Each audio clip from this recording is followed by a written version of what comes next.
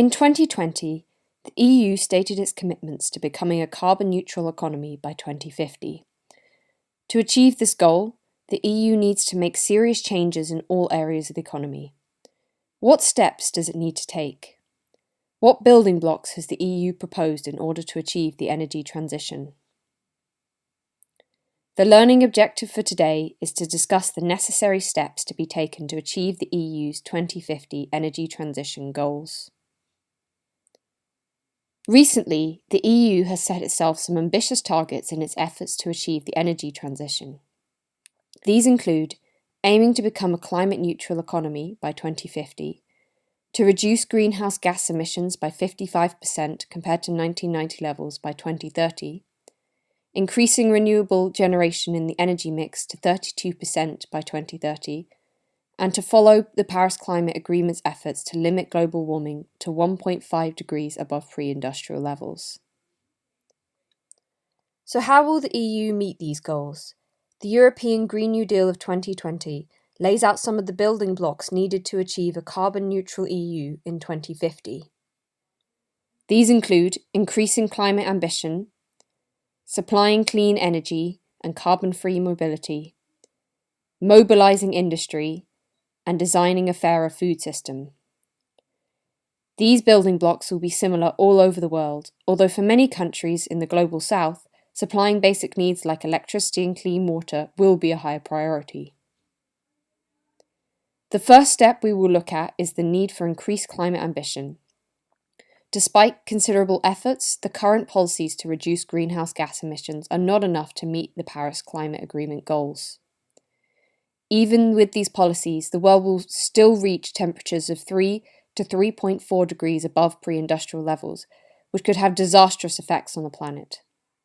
As a result, increased climate ambition is needed to achieve the energy transition and to stay within the goals set out by the Paris Climate Agreement.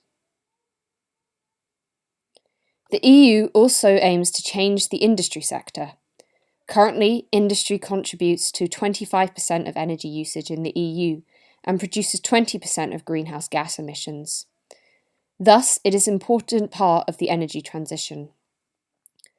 One strategy is to use government financing and policy to incentivise sustainable business models aimed at climate neutrality, efficiency, and circularity. These are all key components to achieving carbon-free industry. At the same time, it is important to ensure that industry maintains international competitiveness to ensure sustainable economic progress. And finally, one of the most challenging elements to consider is the decarbonisation of industry. Many processes in industry rely heavily on carbon sources, like cement or chemical processing, and it will take a long time to replace these well-developed processing methods. Although replacement methods are being researched, most are still in the development stage.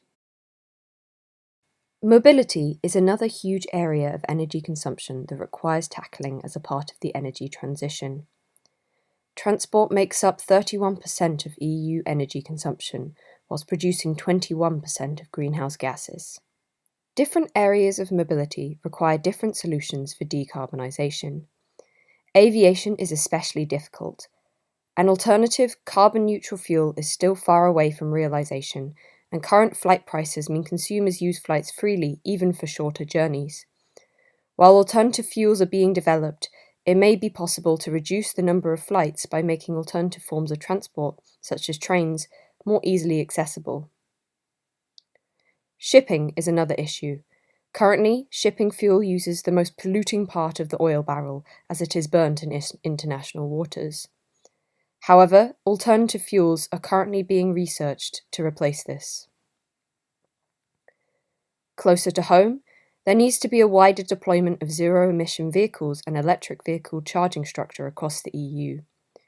This will enable these vehicles to become more accessible and more appealing to consumers. This is already being done in some countries such as the Netherlands and Norway. Finally, for many shorter distance journeys in urban areas, it is possible to use transport that is already available. Improving cycling infrastructure and public transport in cities could encourage consumers to choose those options instead of driving and reduce the usage of cars. One final sector that contributes significantly to greenhouse gas emissions is agriculture. It accounts for 11% of CO2 emissions in the EU and is also the largest contributor of non-CO2 emissions.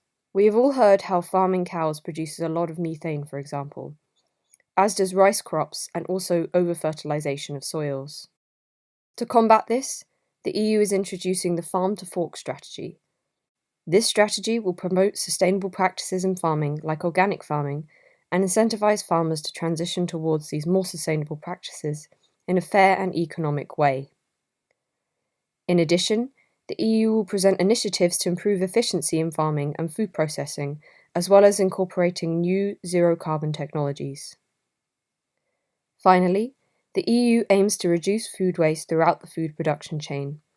This will reduce energy usage and improve energy efficiency in the sector, as well as reduce greenhouse gas emissions from wasted food and overproduction. In this video, we have described just a few of the steps the EU is taking to bring about the energy transition and become a climate-neutral economy by 2050. What other sectors do you think should be addressed in these steps?